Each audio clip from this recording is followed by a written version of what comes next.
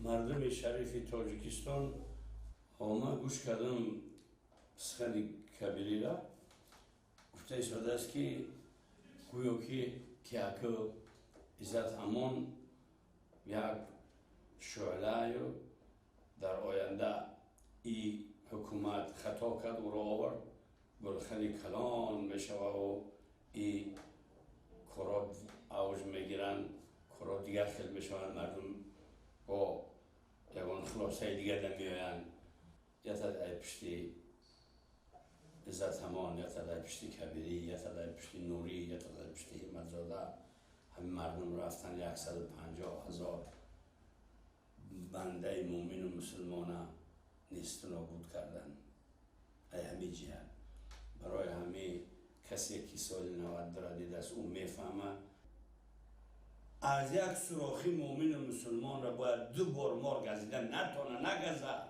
این 92 صورت بیاد بیاریم تا 97 بهترین انسان در دنیا کیست؟ سوال میتن جواب میتن که کسی که به مردم فایدهش برسه فایده کبیری به شما چی رسید؟ فایده نوری، فایده دیگرش به شما چی رسید؟ عقل داریم همه ما و شما الحمدلله بیاین یک بار در میزان عقل ما بکشیم همی گپاره برای همه گپ بسیار نمیزنم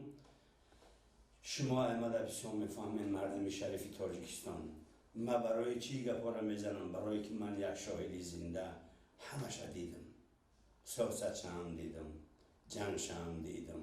غریبی هم دیدم بیچارگی هم دیدم عذابم کشیدم